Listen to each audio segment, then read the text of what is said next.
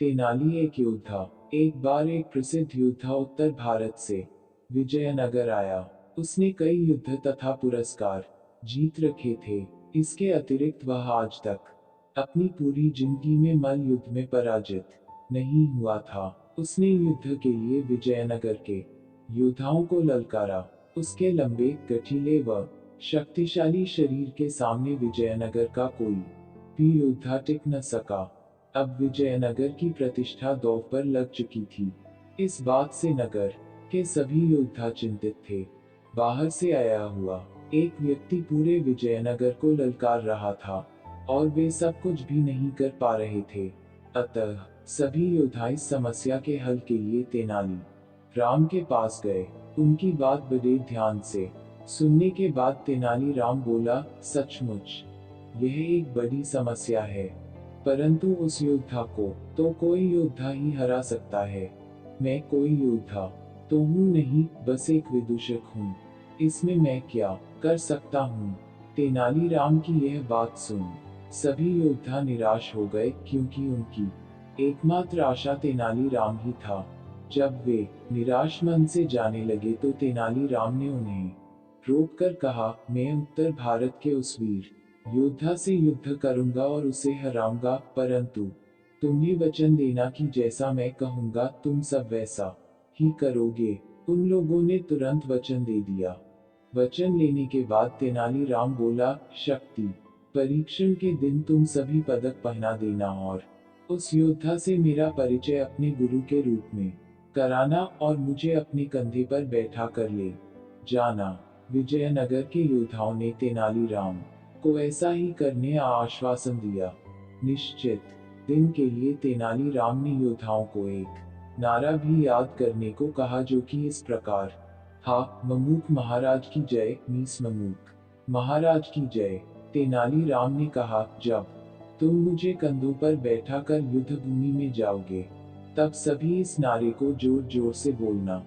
अगले दिन युद्ध भूमि में जोर जोर से नारा लगाते हुए योद्धाओं की ऊंची आवाज सुनकर उत्तर भारत के योद्धा ने सोचा कि अवश्य ही कोई महान योद्धा आ रहा है। नारा कन्नड़ भाषा का साधारण श्लोक था, जिसमें ममूक का अर्थ था धूल चटाना, जबकि मीस का अर्थ भी लगभग यही था। उत्तर भारत के योद्धा को कन्नड़ भाषा समझ में नहीं आ रही थी, अतः उसने सोचा कि कोई महान योद्धा आ रहा है। तेनालीराम उत्तर भारत के योद्धा के पास आया और बोला, इससे पहले कि मैं तुम्हारे साथ युद्ध करूं, तुम्हें मेरे हाव भावों का अर्थ बताना होगा। दरअसल प्रत्येक महान योद्धा को इन हाव भावों का अर्थ ज्ञात होना चाहिए। अगर तुम मेरे हाव भावों का अर्थ बता दोगे तभी मैं तुम्हारे साथ युद्ध करूंगा। यदि तुम अर्थ नहीं बता सके तो तुम्हें अपनी पराजय स्वीकार करनी पड़ेगी। इतने बड़े बड़े योद्धाओं को देख, जो कि तेनाली राम को कंधों पर उठाकर लाए थे और उसे अपना गुरु बता रहे थे, वह जोर जोर से नारा भी लगा रहे थे। वह योद्धा सोचने लगा कि अवश्य ही तेनालीराम कोई बहुत ही महान योद्धा है। अतः उसने तेनाली की बात स्वीकार कर ली। इसके बाद तेनालीराम ने संकेत देने आरंभ किए। तेनालीराम ने सर्वप्रथम अपना दायां पैर आगे करके योद्धा की छाती को अपने दाएं हाथ से छुआ।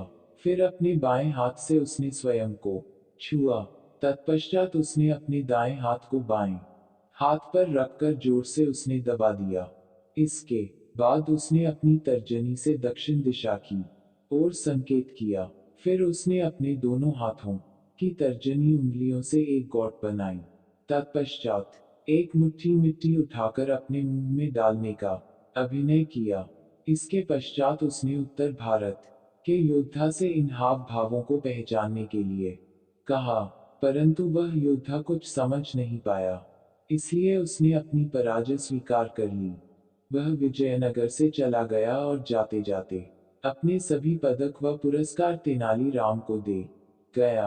विजयनगर के राजा व प्रजा परिस्थिति के बदलते ही अचंभित से हो गए। सभी योद्धा बिना युद्ध किए ही जीतने से प्रसन्न थे। राजा ने तेनालीराम को बुलाकर पूछा, तेनाली, उन हाव भावों से तुमने क्या चमत्कार किया?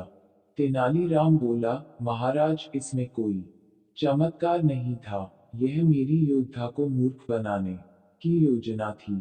मेरे हाव भावों के अनुसार वह योद्धा उसी प्रकार शक्तिशाली था जिस प्रकार किसी का दायां हाथ शक्तिशाली होता है और मैं उसके सामने बाएं हाथ की तरह निर्बल था। यदि दाएं हाथ के समान शक्तिशाली योद्धा बाएं हाथ के समान निर्बल योद्धा को युद्ध के लिए ललकारेगा तो निर्बल योद्धा तो बादाम की तरह कुचल दिया जाएगा। सो यदि मैं युद्ध हारता तो दक्षिण दिशा में बैठी मेरी पत्नी को अपमान रूपी धूल खानी पति। मेरे हाव भावों का केवल यही अर्थ था जिसे वह समझ नहीं पाया। तेनाली का यह जवाब सुनकर राजा व सभी एकत्रित लोग ठहाका लगाकर हंस पड़े।